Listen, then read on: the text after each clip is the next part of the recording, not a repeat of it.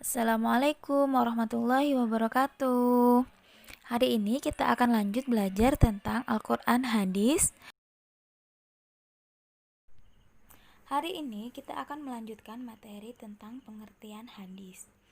Hadis berasal dari kata hadasa yang berarti baru, peristiwa, muda, perkataan, atau cerita. Adapun menurut istilah, hadis adalah segala sikap, perkataan, perbuatan, dan penetapan atau persetujuan yang berasal dari Nabi Muhammad SAW. Itulah yang dikatakan pengertian hadis.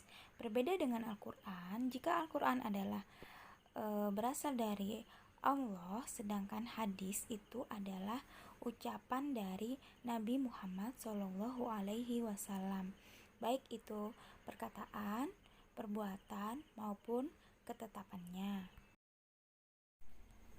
Nah, hadis dibedakan menjadi tiga. Pertama, ada hadis qauli, yaitu hadis-hadis yang diucapkan oleh Nabi Muhammad SAW, baik dalam berbagai bidang seperti bidang pendidikan, syariah, akhlak, dan lain sebagainya. Kemudian yang kedua yaitu ada hadis fi'li. Hadis fi'li yaitu berupa hadis yang bersangkutan dengan perbuatan-perbuatan Nabi yang disampaikan kepada kita melalui penukilan dari sahabat. Kemudian yang ketiga ada hadis takrir. Takrir yaitu adalah keadaan Nabi Muhammad SAW yang mendiamkan, tidak berkomentar dan tidak menyanggah serta menyetujui apa yang dilakukan oleh sahabatnya. Dengan kata lain, takrir itu adalah ketetapan dari Nabi Muhammad SAW.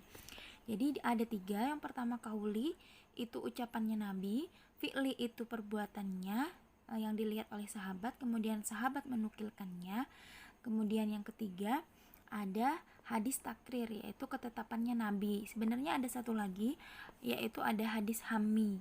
Hadis hammi itu adalah hadis yang berupa hasrat atau keinginan Nabi yang belum sempat dilaksanakan. Nabi pernah berucap kepada sahabat bahwa Nabi ingin berpuasa pada tanggal 9 bulan Muharram.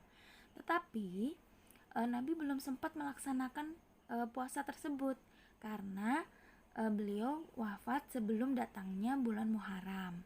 Nah, itu adalah beberapa macam dari hadis yang perlu kalian ketahui. Kita lanjut ke jenis-jenis hadis. Dilihat dari segi konsekuensi hukumnya, hadis dibedakan menjadi dua. Yang pertama, ada hadis makbul atau hadis yang diterima, terdiri dari hadis sahih dan hadis hasan. Yang kedua, ada hadis mardud atau hadis yang ditolak. Ini terdiri dari hadis dhaif. Nah, hadis makbul ini ada sahih dan ada hasan, sedangkan hadis mardud atau hadis yang ditolak dan tidak bisa dijadikan hujah atau sumber hukum, itu namanya hadis dhaif. Oke, selanjutnya macam-macam hadis. Yang pertama ada hadis sahih. Hadis sahih adalah hadis yang diriwayatkan oleh orang-orang yang adil, sempurna kedhabitannya, bersambung sanadnya, tidak berilat dan tidak saj. Maksudnya adil di sini adalah perawi yang meriwayatkannya itu adalah orang-orang yang adil. Kemudian sempurna kedhabitannya. Maksud dari kata dhabit, dhabit itu adalah perawinya ini ingatannya sangat kuat. Kemudian sanadnya bersambung. Maksudnya urutan yang meriwayatkan hadis ini tidak putus, dia bersambung dari orang yang pertama mendengar langsung dari Nabi Muhammad, kemudian yang meriwayatkan selanjutnya dia berurutan. Itu namanya sanadnya bersambung.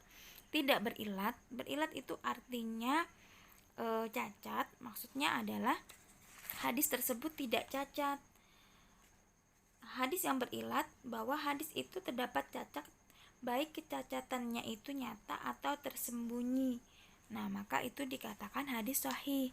Kemudian tidak saj. Saj itu artinya janggal. Hadisnya ini tidak bertentangan dengan hadis yang lainnya atau sumber hukum yang lainnya, apalagi yang ada di dalam Al-Quran. Itu yang dinamakan tidak saj atau tidak janggal. Ini yang dinamakan hadis sahih. Hadis sahih boleh dijadikan sebagai sumber hukum atau hujjah.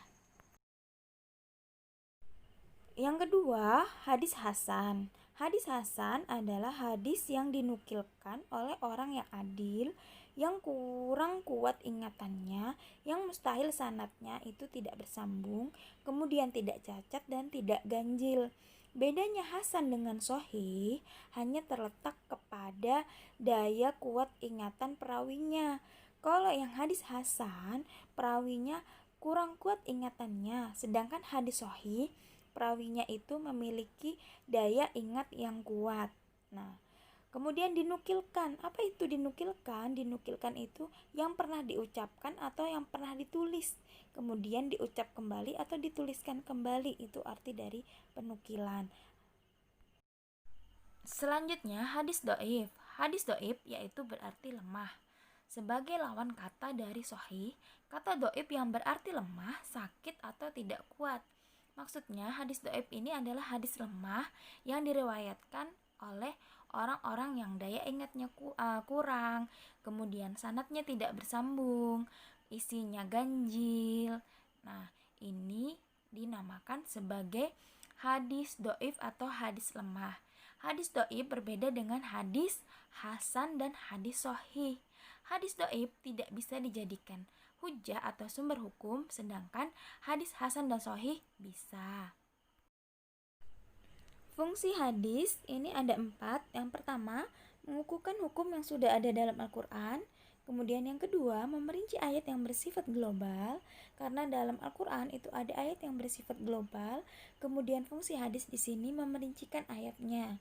Contohnya seperti sholat, karena dalam Al-Quran itu tidak dijelaskan bagaimana tata cara sholat, maka Nabi kemudian mencontohkannya dengan hadis beliau. Kemudian yang ketiga, menetapkan hukum yang belum terdapat di dalam Al-Quran. Nah, maka hadis yang menetapkannya. Tetapi hadis yang ini tidak bertentangan dengan hukum yang ada dalam Al-Quran. Kemudian yang keempat, membatasi keumuman ayat Al-Quran. Inilah ada fungsi hadis. Fungsi hadis tadi ada 4, mengukuhkan, memerinci ayat, menetapkan hukum, dan membatasi keumuman ayat Al-Quran. Nah, sekarang ini di terakhir ada arti kata. Jika kalian bingung tentang kata-kata yang ada ibu sebutkan di penjelasan sebelumnya, seperti ada kata perawi. Perawi itu orang yang meriwayatkan hadis. Sanatan itu urutan periwayatan hadis. Matan itu lafal hadis. Ada asbabun nuzul, sebab turunnya Al-Quran. Asbabul wurud, sebab diriwayatkannya suatu hadis. Zabit itu orang yang kuat hafalannya. Saj itu artinya janggal. Ilat artinya cacat. Sohi benar. Hasan baik. Dhaif lemah. Penukilan yaitu menulis kembali apa yang pernah diucapkan oleh orang lain. Nah, itulah arti kata yang ada di atas. Untuk pelajaran hari ini kita cukupkan sampai di sini. Kita akhiri dengan membaca hamdalah. Alhamdulillahirabbil alamin. Sampai jumpa di pertemuan berikutnya. Selalu jaga kesehatan, rajin belajar, rajin ibadah. Jangan lupa bahagia. Terima kasih. Wallahu muwaffiq ila aqwamit thoriq. Wassalamualaikum warahmatullahi wabarakatuh.